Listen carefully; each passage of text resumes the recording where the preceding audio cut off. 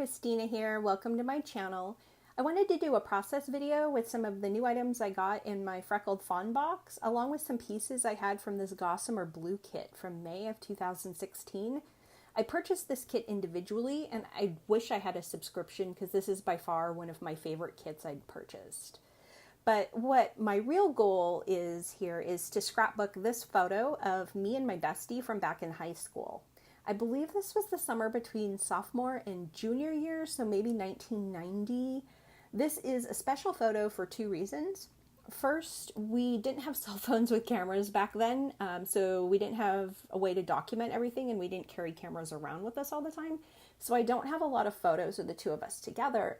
But also this was her last day in town before she moved out of state. So I love looking back at these old photos from high school because the style of everything back in the 80s and 90s was so crazy, and it's fun to see our big hair and our acid wash jeans. I also love the memories that photos like this have attached to them. So I took out these stickers and some paper from the Gossamer Blue kit. This page is from Dear Lizzy. It's called Lucky Charm. And then I have this ramekin of ephemera. This is a cut file from Miss Kate Cutables. I have some Flair from my Etsy store. And then the rest of this ephemera and embellishments is from the Gossamer Blue kit. So I will go ahead and list all of the different products that came in that kit in the description down below. So in the meantime, let's go ahead and get started and speed this up. This kit was from Gossamer Blue, and I got it in May 2016. I bought it as an individual kit. This one paper here, that's a Dear Lizzy paper, and that did not come in the kit. I really like that paper because of the mixed media background, so I wanted to use that. But the rest of these papers are different Simple Stories papers that came in that kit from May. So I'm just going to start cutting down some of these papers in approximately 3/4 inch strips. There were two sketches that really inspired me for making this page. So, and I'll go ahead and post photos of those on my blog. But one of the sketches had a bunch of little flags or banners coming out from behind the photo. So I wanted to incorporate that idea onto this page. So here I'm going to cut out some of this green paper for the mat behind the photo. I really like this kind of green. It has a very subtle watercolor effect to the background. And I'm really sorry about the light. I was scrapbooking this at night, and my current desk light, which is not very good obviously, kind of put a little glare on the side of that page. So please forgive me, and I'll be working on lighting soon. So this photo I actually got printed with a photo club kind of thing where you were able to upload up to 100 photos a month for one flat fee. Sadly, they didn't print a true 4x6. They printed it like a 4.5, 5.5. So when I went to put it on that mat, I had to cut off the end. So right now I'm just going to trim down some of these banners that I cut to make those little flags for behind the photo. And then I realized that this teal was cut a little too thick. So I'm just going to trim that down to 3/4 inch to match the other banners. So, and I'll just use my Cricut scissors. I love these scissors when I'm doing smaller cuts or precise cuts if I have to fussy cut anything, because they have a lot of control. They're nice and small. They fit in my hand really well, so I can get these nice little cuts like the end of those little flags. So I realized with that one that I cut it so the flowers were upside down on the front, so I had to recut the other side. So, and I'll just start playing with those a little bit and see, kind of want them staggered a little bit. That Friends Forever is a cut file from Miss Kate Cutables. And then these acetate doilies were part of my Freckled Fawn box that I just got in December. So if you didn't get a box, or if you don't know what's in the boxes and you would like to see, I did an unboxing video, and I'll go ahead and link that down below. Then there were these little pennants in the kit. I started taking some of them out and I wanted to try to place them because I know I needed some more items for my cluster down in that bottom corner, and I wanted something behind that cut word, but they just weren't working, so I kind of put them aside. Here I've taken out some Flair. These are all from my Etsy store that I want to possibly use on the page. And then I just start pulling out some other embellishments.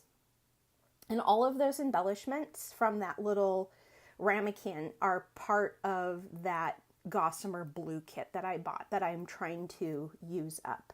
So really love the Gossamer Blue kits. I am so sad, like many of you, that they went out of business.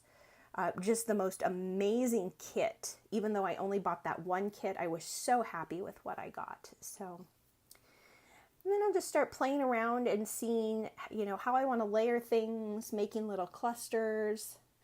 I know I needed something over here, so I decide that I'm going to cut that red or that peach pennant to be an arrow on one side because I want to point into that photo with that little love this tag. And then I find this little envelope, which I adore, and I know I have to use, and I pair it with that journaling card that says details on the top, because after my best friend moved away, we wrote letters to each other for a couple of years before email really took off.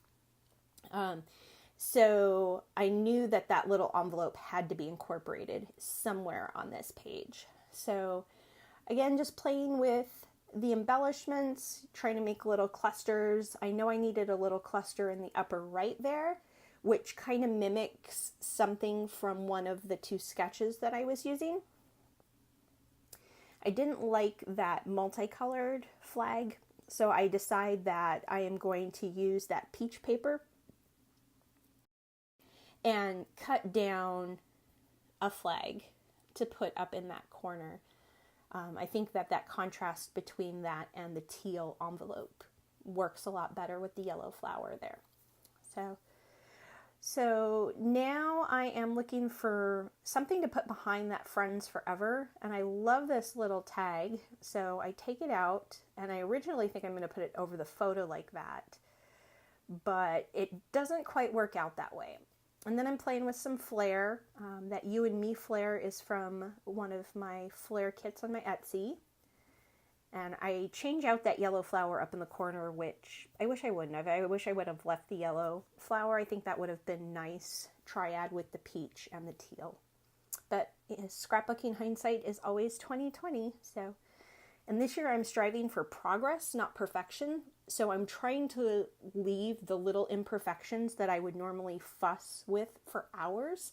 Try to leave those alone and just let them be, and really just focus on more of the documenting the story than the perfection of having everything in the right place on the page. That little silver puffy heart sticker is also from that Freckled Fawn box. And then these simple story stickers are from the Gossamer Blue kit. I originally wanted to use, there's one in here, it says documented. And I was going to place it down over with the title, but I just didn't like the way it was looking. I could have used it up on the banner, up on the top by details, I guess. But, that's a nice little trifecta there with the envelope, the banner, and the floral next to the journal card. And because the card was going to have journaling, I didn't really count it as part of the triad cluster there. So now I am going to start tacking things down. I've got my ATG out and I get the doily down, and I'm looking for my small Elmer's glue runner so I can start tacking down these smaller bits. I love my ATG for bigger things. If I'm doing a long strip, for like a photo mat, photos, or larger embellishments like those flags or banners. But for smaller stuff like that little floral corner, the Elmer's glue runner really works better for me. And then because of that wood paper clip being so thick, I decide that I want to add some little foam squares to the back of the photo to help add dimension to the page, but then also to help alleviate the stress of the page bending where that wood clip is going to push it up. So now I just start rearranging things in that bottom corner because after lifting the photo, things didn't get, things couldn't go exactly where I'd originally wanted them. So now I'm just going to start tacking all of these little flags or little banners down and start working on that side of the photo. I really wish I would have left that peach banner where I had it earlier in the video. It was pointed toward like my waist, which would have been really great. Putting some little foam on the back of this because I want the arrow to be, of course, above the photo, and it just ends up pointing and getting me right in the armpit, which of course, is one of those things that, if I wasn't tired, I might have been paying more attention. I wouldn't have had it pointing at, that weird spot. But it literally will get me like right in the armpit here in a second. It's kind of funny.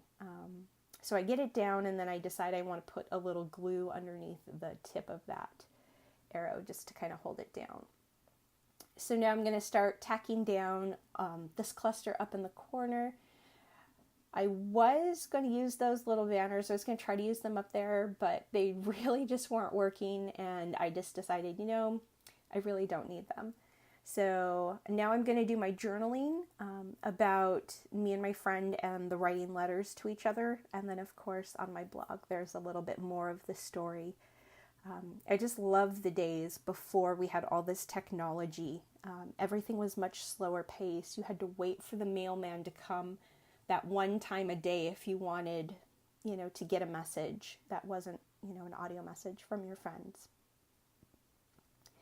So here I start tacking down the flower. I need to start, my Tombo's getting a little low, so I need to start flipping it over when I put it in my caddy because it took a little bit of time to get that glue running. I do put that flower down there, but you'll see in the finished picture, I do end up moving it a little to the left to kind of fill in that gap between the journal card and the flower. So now I'm just going to tack down that little tag, and then here is I use this Zig pen, glue pen, and I absolutely love this for cut words or anything that has very fine pieces that you need to get glue on, because it's just like a ballpoint pen, but it's glue, so it doesn't make any mess. It's really great. So then I tack down that Flair, and then I go back and add this button, and then I'll play with that cluster in the corner a little bit. So there we go. So there is the finished page. I've got that puffy heart from Freckled Fawn up on those two feathers up on the corner. Absolutely love that. I think that's really cute because it's kind of like me and my best friend. I've got my journaling. I've got the little flags, some little embellishments. So, and then I've got this little cluster down here with the word title. And then of course that little acetate doily that I got in the Freckled Fawn box with that heart. So again, if you want to see what was in the box, I've got an unboxing video. I will go ahead and link that down below. And then if you like that cut file, head over to Miss Kate's Cutables and check it out.